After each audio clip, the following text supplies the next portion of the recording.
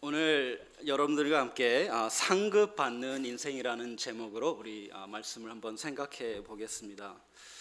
상을 받는다는 것은 참 기쁜 일입니다. 그렇죠? 안 받아보셨나요? 제가 생각하기로는 뉴욕에 사시는 많은 우리 성도님들 여러 가지 많은 재능을 다 갖고 계시고 또 여러 분야에서 또 성공하셔서 이런 상 저런 상 많이 받은 줄로 생각합니다. 학교를 다니다 보면 우등상도 있고 또 장학상도 있고 뭐 개근상도 있고 여러 가지 상이 있습니다. 직장 생활을 하면서도 Best Employee Award, 뭐 공로를 한 공로에 대한 상, 여러 가지 상들이 있습니다. 또 올림픽을 위해서 선수가 운동을 준비할 때 그 금메달을 바라보면서 그 상급을 받기 위해서 열심히 전진하는 그런 삶을 살아갑니다. 교회에서 때로는 교회 그 성경 통독상 그런 거 하시나요 여기? 아닙니까? 어쨌든 전도를 많이 하면 전도 대상 뭐 여러 가지로 우리는 상을 받게 되면 참 기쁘게 됩니다. 저는 어렸을 적에 너무 공부를 안 해서 뭐 우등상 같은 건 못 받았고요. 그냥 개근상 몇 개 받아봤는데 나중에 이제 좀 철이 들어서 이제 좀 공부를 하다 보니까 열심히 한 걸 선생님들이 많이 봤나 봐요. 졸업식 때는 이제 전교생 앞에서 육성회장서 저는 뭔지도 모르겠어요. 주더라고요. 기분이 참 좋았습니다. 어쨌든 열심히 해서 상을 받는 것은 참 좋은 일입니다. 우리들을 격려해주고 상을 받음으로 말미암아 우리는 더욱더 열심히 해야 됐다는 그런 용기를 갖게 됩니다. 그래서 상을 받는다는 것은 좋기 때문에 성경적인 것입니다. 그래서 성경 여러 곳에서 많은 곳에서 상급에 대한 말씀을 이야기하고 있습니다. 그래서 영어 성경으로 reward라는 단어를 이렇게 딱 치면 75번씩이나 성경에서 상급에 대해서 말씀해 주고 있습니다. 그 많은 성경을 다 읽을 수는 없고요. 그래서 몇 가지 제가 읽어드리겠습니다. 창세기 15장 1절 하나님께서 아브라함에게 이렇게 말씀합니다. 이후에 여호와의 말씀이 환상 중에 아브라함에게 임하여서 이르시되 아브라함아 두려워 말라. 너는 나의 방패요 너는 너의 지극히 큰 상급이라. 하나님 자체가 아브라함에게 큰 상급이라고 이렇게 말씀해 줍니다. 사무엘하 22장 21절에서도 이렇게 말씀합니다. 여호와께서 너의 공의를 따라 상 주시며 내 손의 깨끗함을 따라 갚으셨으니. 역대하 15장 7절 그런즉 너희는 강하게 하라. 너희의 손이 약하지 않게 하라. 너희의 행위에는 상급이 있음이라 하니라. 히브리서 11장 6절 가장 아주 많이 알고 있는 말씀입니다. 믿음이 없이는 하나님을 기쁘시게 하지 못하나니 하나님께 나아가는 자는 반드시 그가 계신 곳과 또한 그가 자기를 찾는 자들에게 상 주시는 이심을 믿어야 할지니라. 그래서 그 다음 구절에 보시면 모세가 아름답게 신앙의 상급을 받으면서 살아가는 삶을 향하여 이렇게 말합니다. 그리스도를 향하여 받는 수모를 애굽의 모든 보화보다 더 큰 재물로 여겼으니 이는 상 주심을 바라봄이라. 우리 인생의 여정에 있어서 하나님을 바라보고 믿음의 삶을 살아갈 때 또한 바라보는 것이 바로 하나님의 상급입니다. 여러 가지 인물들이 있는데 그 중에 한 인물이 바로 사도 바울입니다. 사도 바울 또한 상급을 바라보며 아주 멋있는 인생을 살았습니다. 오늘 본문을 다시 한번 읽어드리겠습니다. 사도 바울이 말하기를 내가 이미 얻었다 함도 아니요 온전히 이루었다 함도 아니라 오직 내가 그리스도 예수께 잡힌 바 된 그것을 잡으려고 달려가노라. 형제들아 나는 아직 내가 잡은 줄로 여기지 아니하고 오직 한 일 즉 뒤에 있는 일을 잊어버리고 앞에 있는 것을 잡으려고 표대를 향하여 그리스도 예수 안에서 하나님 위에서 부르신 부름의 상을 위하여 달려가노라.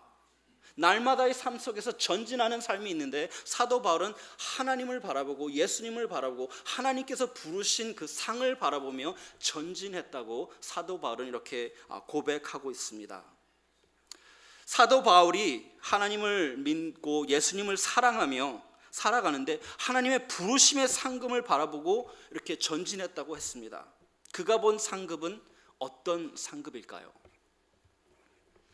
요한계시록에 보면 금의 면류관, 베드로전서 5장에 보시면 영광의 면류관. 그래서 면류관인데 금의 면류관, 영광의 면류관. 오늘 예배드리면서 저희가 찬양한 것 중에 최후 승리 얻기까지 예수님을 자랑하면서 십자가의 자랑을 하면서 산다고 이렇게 저희는 찬양으로 고백했습니다. 그러면서 빛난 면류관 받기까지 험한 십자가 붙들겠네, 그렇게 찬양했습니다.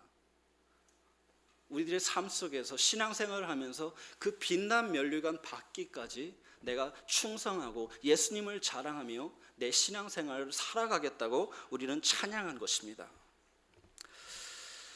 단순히 우리가 바라보는 상급이 이런 면류관의 그런 물질적인 상급일까요? 우리가 바라는 상급은 우리의 신앙의 성숙함과 관계가 있습니다. 예를 들면 이런 것입니다. 많은 부모님들이 자녀들이 자라면서 여러 가지 상급을 줍니다. 저희가 아이들이 넷인데 좀 자라면서 모티베이션을 주기 위해서 이렇게 상급을 줍니다. 초등학생 같은 경우에는 아이들이 갖고 싶어하는 무슨 게임이라든지 어떤 물건이들이 어디를 가고 싶어 할 때 내가 너 이거 줄게, 너 이렇게 잘하면 이거 줄게, 이렇게 꼬시는 건가요? 어쨌든 그렇게 우리 아이들에게 합니다. 어릴 적에는 그런 물질적인 상급이 아이들을 모티베이트 하는데 어떤 효율적인 그런 방법일 수 있습니다. 초등학생은 좀 그렇지만 나중에 저희가 다 성장해서 출가한 그런 자녀들에게 부모님이 이렇게 한번 이렇게 말했다고 생각해 봅시다. 너가 정말 우리 엄마 아빠한테, 아버지 엄마한테 효도하면 내가 너 차 한 대 사줄게. 좋죠? 그러나 정말로 성숙한 그런 잘한 사람이라면 이렇게 말할 거예요. 어머님, 아버님, 차 좋긴 한데 그냥 제가 사드릴게요. 멋있죠? 예. 우리가 성장하면 그 부모의 마음을 아는 것처럼 우리가 성장하면서 예수님을 깊이 알아가면서 하나님의 마음을 알게 됩니다. 그래서 빛난 면류관, 영광의 면류관 좋은 것입니다. 더 중요한 것은 그것을 주는 하나님과의 만남. 바로 예수님 자체가 우리의 상급의 대상이라는 것입니다. 그래서 사도 바울은 이렇게 고백합니다. 바로 전 단락에서 사도 바울은 이렇게 말합니다. 모든 것을 내게 해로 여김은 내 주 그리스도 예수를 아는 지식이 가장 고상함을 인함이라. 내가 그를 위하여 모든 것을 잃어버리고 배설물로 여김은 그리스도를 얻고 그 안에서 발견되려 함이니. 그래서 내가 모든 것을, 사도 바울은 정말 많은 사람들이 부러워하는 사람의 대상이었습니다. 좋은 에듀케이션, 로만 시티즌십, 그리고 많은 성공을 한 그런 사람입니다. 히브리인의 히브리인, 모든 사람에게 자랑할 만한 많은 것을 가진 사람이었습니다. 그러나 사도 바울은 이 모든 것들을 다 버리고 배설물로 여기겠다고 말합니다. 무엇을 받습니까? 바로 knowing greatness of the Lord Jesus Christ. 예수님을 알아가는 것이 나에게 너무나 크기 때문에 이 모든 것을, 내가 갖고 있는 모든 것을 배설물로 여기겠다. 바로 내 주 예수 그리스도를 아는 지식이 가장 고상함을 인하여서 내가 갖고 있는 모든 것들 버릴 수 있습니다 라고 사도 바울은 고백한 것입니다. 그래서 본문에서 말한 것처럼 사도 바울은 상급을 바라보면서 그 인생에 대해서 두 가지 실천 사항을 말씀해 주고 있습니다. 이 두 가지 실천 사항은 결국에는 한 가지입니다. 그 한 가지를 두 가지로 설명합니다. 그것이 이런 것입니다. 나는 한 가지, 오직 한 일을 위하여서 앞으로 전진하는데, 그 한 일이 뒤에 있는 것은 과거를 잊어버리고 앞에 있는 것, 부름의 상을 위하여 전진하는 것입니다. 그래서 두 가지죠. 뒤에 있는 것, 과거에 있는 것을 잊어버리고 앞에 있는 것, 나의 부르심의 상을 위하여 전진하는 것을 사도 바울은 말씀해 주고 있습니다. 그래서 인생에 우리의 상급받는 인생은 이 한 가지입니다. 예수님을 바라보는 거예요. 그 한 가지는 두 가지입니다. 또 과거를 잊어버리고 앞에 있는 상을 바라보는 것입니다. 그래서 인생의 상급을 받기 위해서 우리는 과거에 묶이지 말고 이전 것을 잊어버리는 것을 사도 바울은 말씀해 주고 있습니다. 사도 바울은 과거에 묶여 있는 삶을 살지 않았습니다. 사도 바울을 한번 생각해 보십시오. 너무나 화려하고 너무나 하나님을 위해서 정말로 아름답게 산 사람입니다. 그렇게 아름답고 화려하고 큰 일을 이루기도 했지만 때로는 그의 삶에 있어서 어려움도 많이 있었던 아주 역사적인 그런 인물입니다. 인생의 좋은 것들과 인생의 아픈 것들, 좋지 않은 것들을 모든 경험한 사도 바울은 오늘 본문에서 과거에 대한 태도를 이렇게 말씀해 주고 있습니다. 내가 이미 얻었다 함도 아니요 온전히 이루었다 함도 아니라 형제들아, 나는 오직 내가 잡은 줄로 여기지 아니하고 오직 한 일, 즉 뒤에 있는 것을 잊어버리겠다고 고백합니다. 사도 바울은 우리가 아는 것처럼 아주 모범생이었습니다. 신앙의 모범생이었습니다. 정말로 자랑할 것이 너무나 많은 큰 업적들을 많이 남긴 신앙의 거인입니다. 신약 성경의 절반에 가까운 많은 성경책이, 신약 성경의 성경책들이 바로 사도 바울에 의하여 쓰여졌고, 여러 차례 그 전도 여행을 하면서 이방인들에게 복음을 전하는 아주 귀한 사역들을 많이 한 역사적인 위대한 사도였음에 우리는 다 동의합니다. 사도 바울은 과거에 정말 자랑할 것이 너무나 많지만 이렇게 말합니다. 나는 오직 내가 잡은 줄로 여기지 아니하고 오직 한 일, 한 가지, 뒤에 있는 것을, 영광스럽지만 이 모든 내가 행한 모든 것들을 잊어버리겠다라고 사도 바울은 고백합니다. 어떤 말입니까? 나는 과거에 머무르지 않겠다라는 것입니다.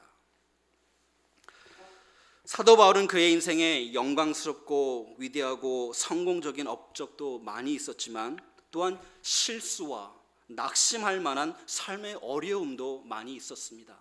그래서 그 모든 것까지도 사도 바울은 과거를 잊어버리겠다, 뒤에 있는 것을 뒤로 넘기고 나는 전진하겠다, 이렇게 말씀합니다.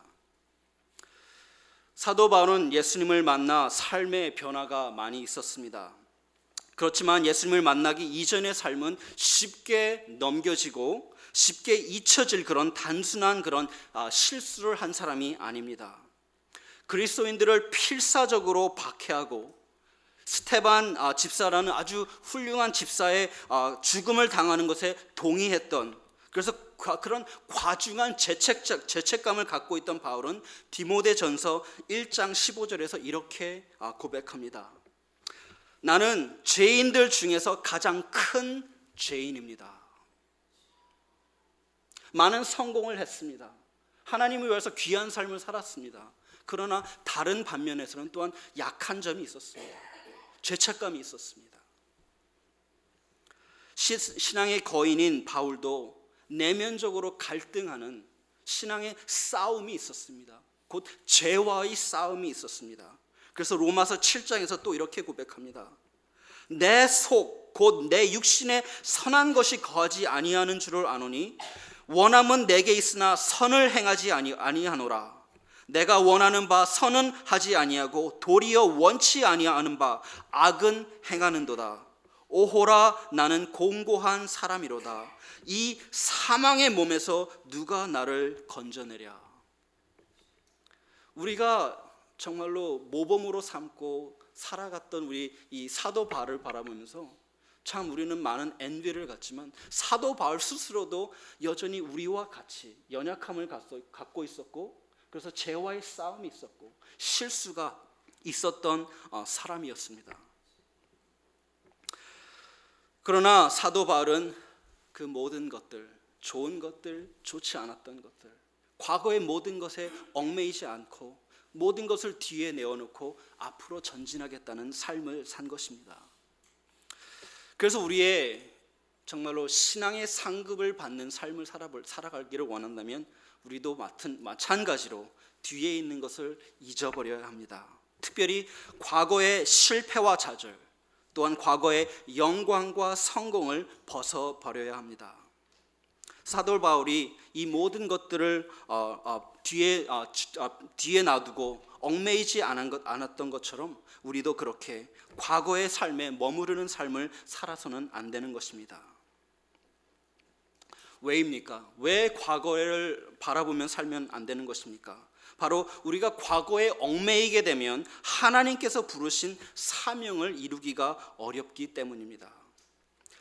성공과 실패는 한 사람의 인생을 판단할 수 있는 절대 기준이 아닙니다. 하지만 성공과 실패는 많은 사람들에게 큰 영향을 끼치게 합니다. 그래서 사도 바울은 이전 것을 잊어버리겠노라라고 고백한 것입니다. 심리학자들의 연구 결과 인간은 하루에 4만 8천 가지의 생각을 한다는 것으로 나타났습니다. 하루에 4만 8천 가지의 생각. 지금도 점심 뭐 먹을까 생각하시는 분들 다 생각이 이렇게 들어오는 거예요. 한 시간에 2천 가지가 넘는 생각이 머릿속으로 스쳐 지나갑니다. 그러나 여기서 인간이 생각하는 압도적인 다수의 그런 생각은 바로 과거에 대한 후회라는 것입니다. 삶을 살아가면서 과거에 머무르는 삶, 살아갈 때가 있습니다. 그래서 과거의 실패는 우리에게 큰 영향을 끼치게 되는 것입니다. 목회를 하면서 때로는 성도님들과 이렇게 신앙생활을 하면서 성도님들에게 사역에 대한 도전을 할 때가 많이 있습니다. 예를 들면 성도님, 우리 아이들을 위해서 썬데이 스쿨에서 가르치는 사역을 좀 하시지 않겠습니까? 아니면 아우리치 사역을 좀 앞장서서 우리 성도님들을 훈련시켜 주시고 인도하셔서 이 사역을 좀 이루시지 않겠습니까? 부탁을 할 때가 많이 있습니다.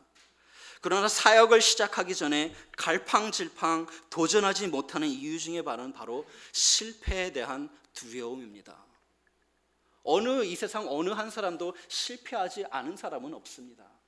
그러나 우리의 실패 때문에, 과거의 그런 실패 때문에 앞에 있는 것을 잡지 못할 때가 있다라는 것입니다. 그래서 하나님의 부르심의 사명을 전진하기 위하여는 과거를 버려야 합니다. 두 번째로 과거를 버린다는 것 중에 하나는 두 번째로 과거에 쓴 상처의 쓴 뿌리를 버려야 하는 것입니다. 우리 모두는 한 사람도 예외 없이 이 세상에 살아가면서 상처를 받으며 살아갑니다. 상처의 모노폴리는 없습니다. 나는 정말 모든 상처 다 나에게 있어. 상처는 그 상처의 모노폴리가 모든 사람이 다 상처 받으면서 우리가 상처를 주면서 그렇게 살아갑니다.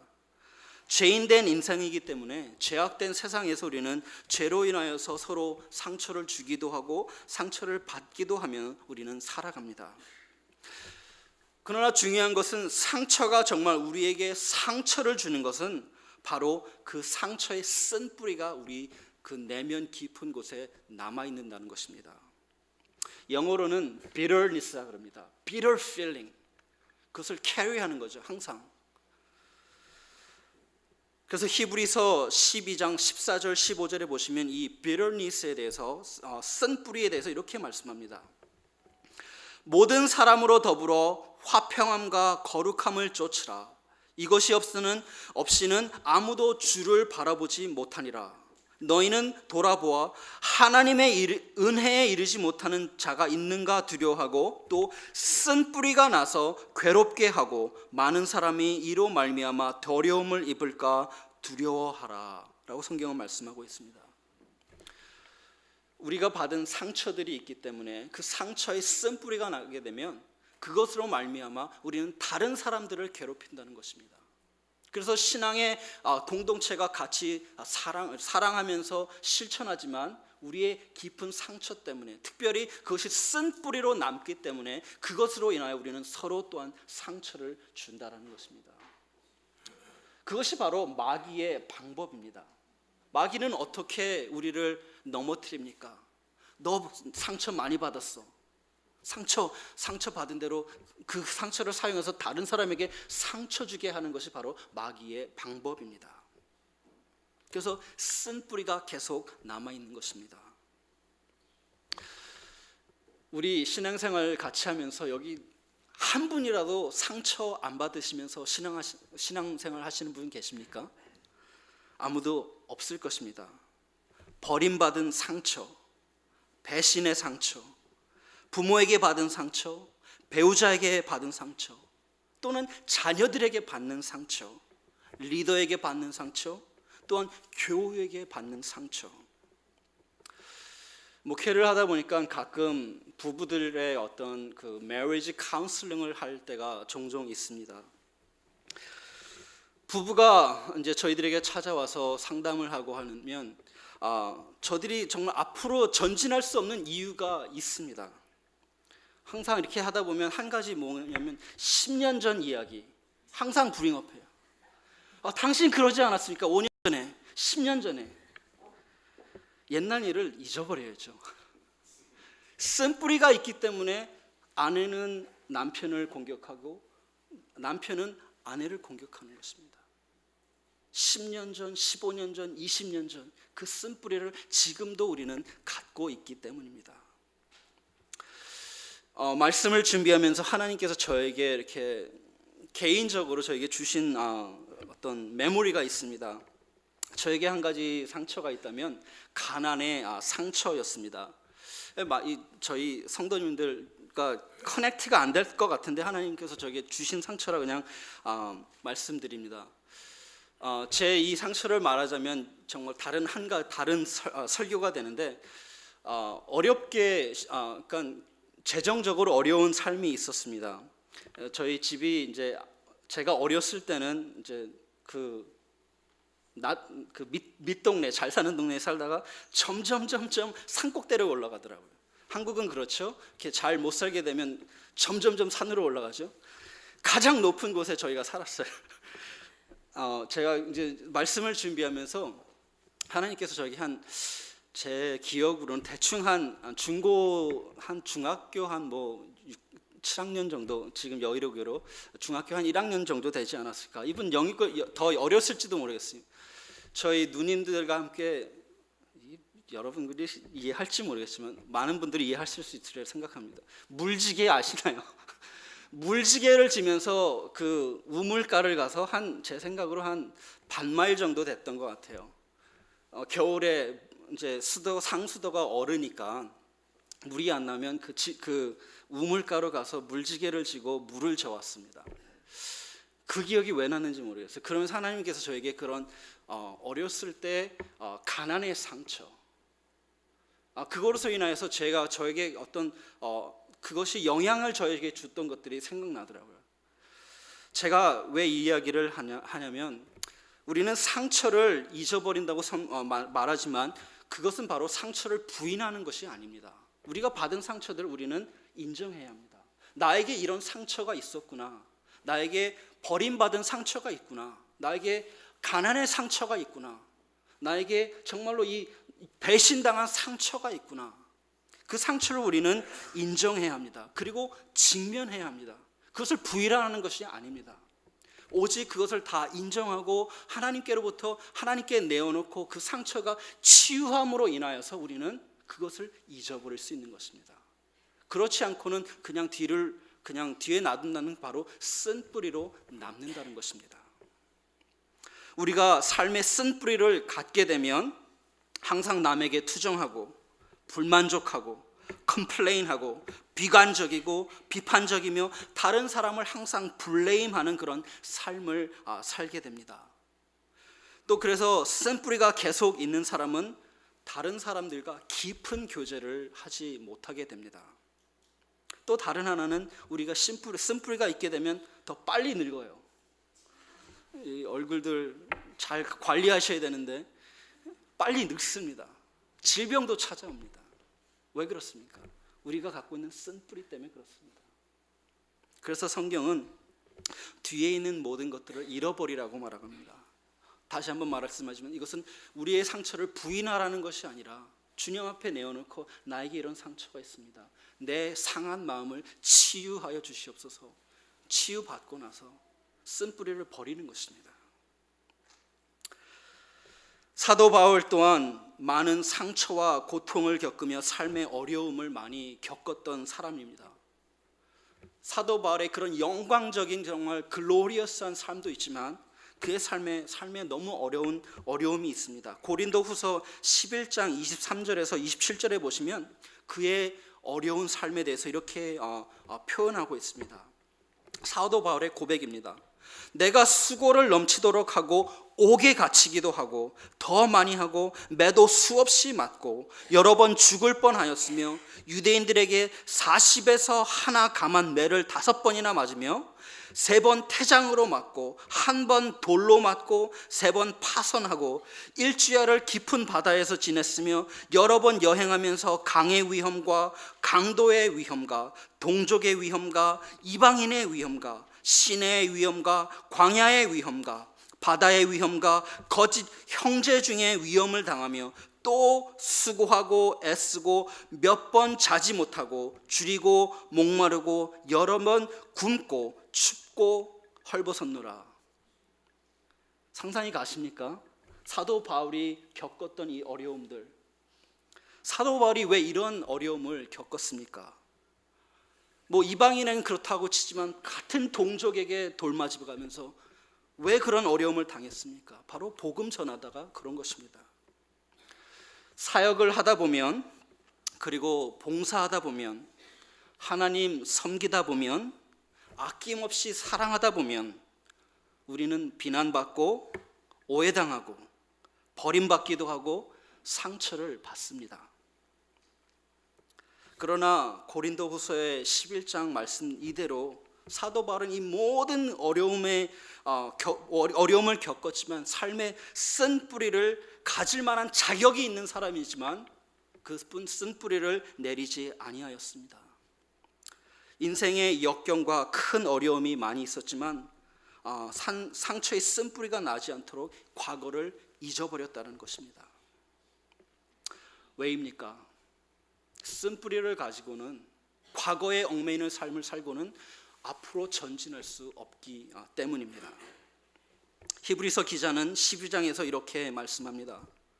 모든 무거운 것과 얽매이기 쉬운 죄를 벗어버리고 인내로서 우리 앞에 당한 경주를 하며 믿음의 주요 온전케 하는 예수를 바라보자. 사도 바울의 삶은 그것이었습니다.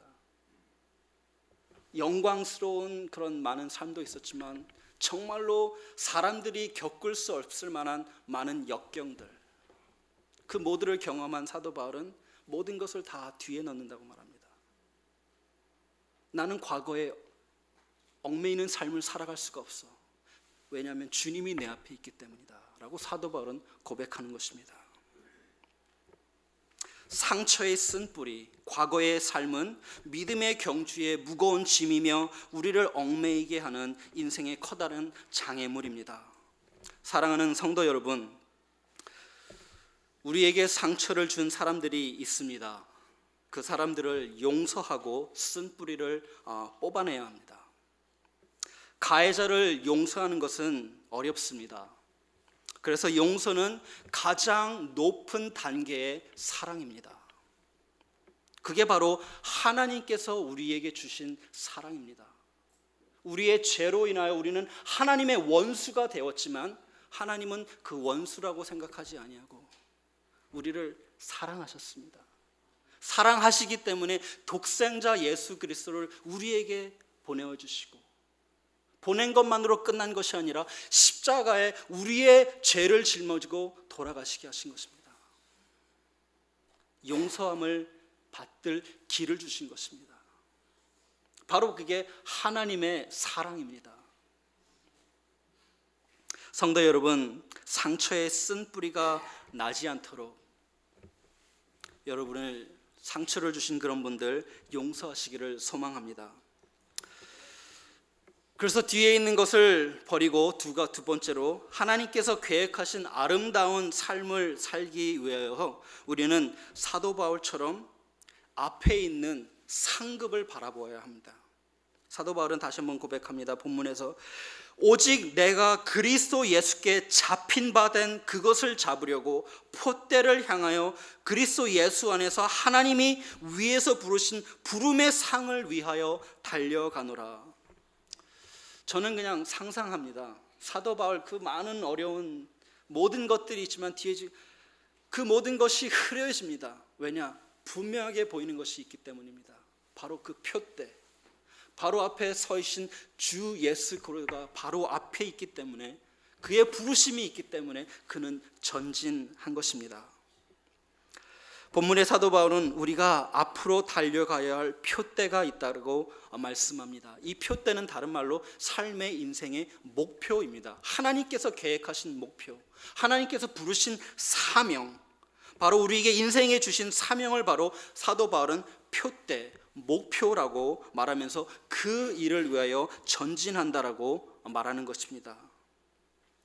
하나님은 우리 모두에게, 한 사람도 제외 없이 우리 모두에게 목적과 사명, 부르심과 꿈을 주셨습니다. 이 하나님의 부르심에는 두 가지가 있습니다. 모든 그리스도인에게 주신 공동적인 사명이 있고, 또 다른 하나는 우리 개인에게 주신 개인적인 사명이 있습니다. 공동의 사명과 개인의 사명. 그러나 문제는 공동의 사명은 우리는 때로는 무시할 때가 많이 있습니다. 그리고 개인의 사명만을 알기 위하여 노력한다는 것입니다. 하나님은 우리 모두에게, 예수님을 믿고 따르는 모두에게 공동의 사명을 주셨습니다. 이 공동의 사명은 무엇입니까? 하나님을 사랑하고 내 이웃을 사랑하라는 그런 사명입니다. 하나님을 사랑하기 때문에 우리는 주일날 와서, 공동체로 와서 주님을 섬기고 주님을 예배하는 것입니다. 그리고 우리가 개인적인 삶 속에서도 마찬가지로 하나님이 나에게 부르신 사명이 있기 때문에, 내가 하나님을 사랑하기 때문에 기도하는 것입니다. 그렇죠? 남들이 보지 않지만 하나님이 나와 함께 하시기 때문에 골방에 가서 하나님과 시간을 보내는 것입니다. 그것이 바로 골방 기도입니다. 바로 하나님을 사랑하는 표현입니다. 예배의 사명, 기도의 사명, 또 남을 돕는 사명이 바로 바로 이 사명입니다.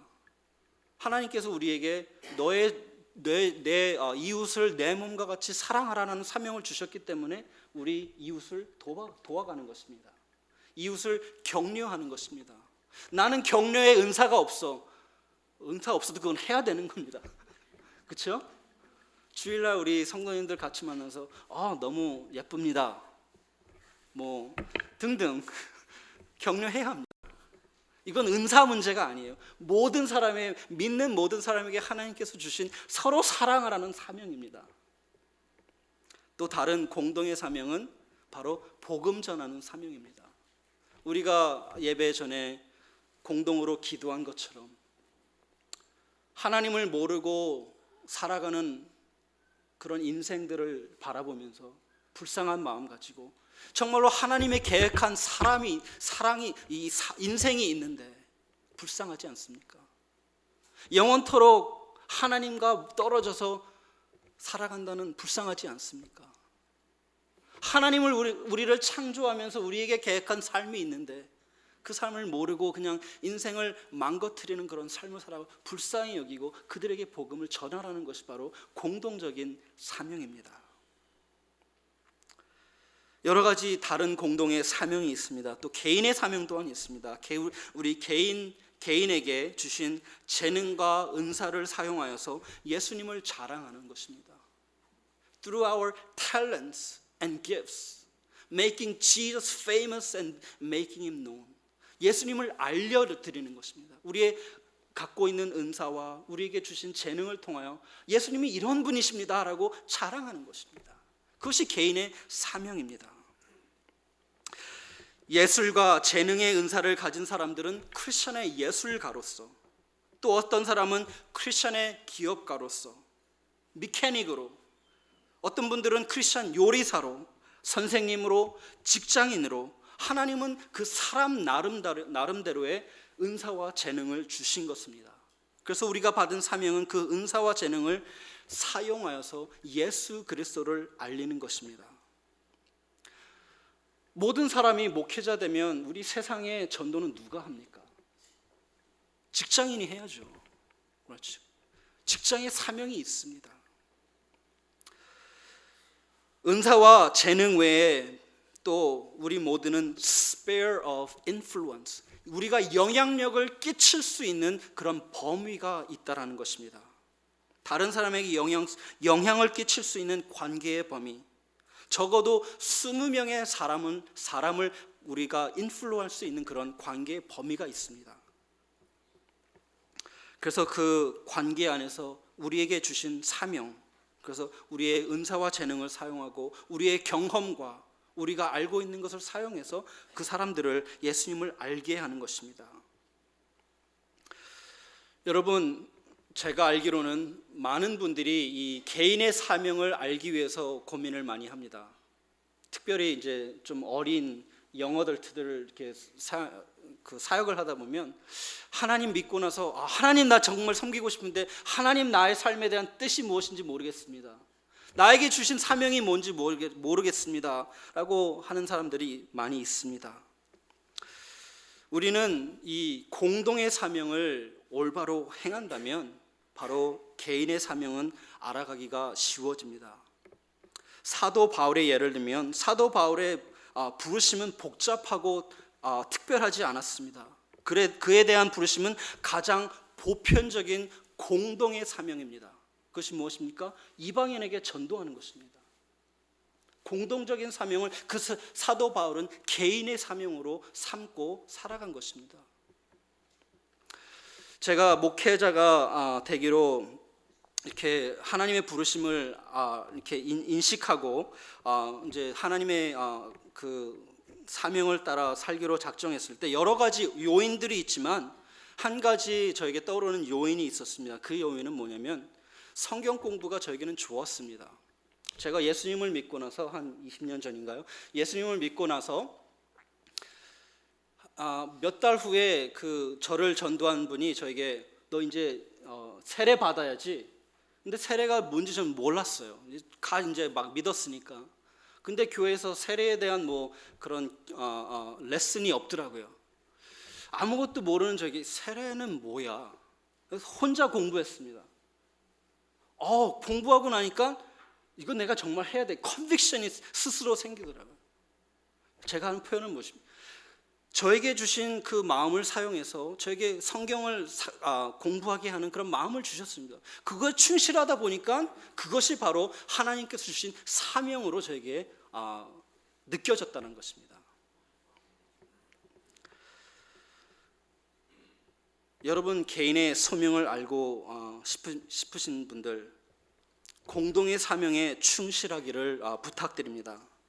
공동의 사명에 충실할수록 개인의 사명을 판단하기가 쉬워집니다. 저희 교회 지금 캐럴리스 교회 한 교인에 대해서 좀 말씀을 나누고 마치려고 합니다. 저희 교회 성도님 중에 보통 직장 생활을 하시는 우리 교인이 한 분 계십니다. 이분은 즐거운 마음으로 주중기도 저희는 수요일 기도 모임인데 즐거운 마음으로 항상 베이비 같은 마음으로 오세요. 열심히 매주 참석하시고 또 주말마다 매주 소그룹을 인도하시는 분입니다. 직장에서 퇴근을 하고 나면 한 달에 한 번씩 동료들을 모아서 월간 기도 모임을 갖습니다. 그러니까 자기 비즈니스도 아니에요. 뱅크에서 일하시는 분인데 자기 코월걸들을 불러내고 이렇게 한 달에 한 번씩 기도 모임을 갖습니다. 또 다른 한 달에 한 번은 저소득층 아파트에 사서 어렵게 살고 외롭게 살아있는 노인들이 사는 그런 아파트에 가서 섬기는 일을 하십니다. 얼마나 아름답습니까?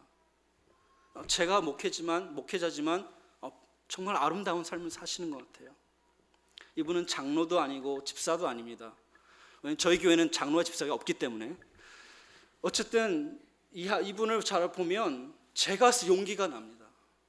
그냥 평교인이지만 나름대로 하나님께서 주신 사명 기쁘게 그냥 날마다의 삶 속에서 충실히 하는 거예요. 얼마나 멋있는 삶입니까? 우리는 우리의 주님께서 주신, 우리 주님께서 살아가신 발자취를 따르며 날마다 주어진 사명을 충실히 할 때 우리는 예수님의 인격, 그리고 그분의 태도, 그리고 주님이 주신 권세를 닮아가는 것입니다. 그것이 바로 예수님을 닮아가는 인생이요, 우리들에게 주신, 우리 개개인에게 주신 하나님의 부르심의 상급을 바라보고 살아가는 인생입니다. 기도하시겠습니다.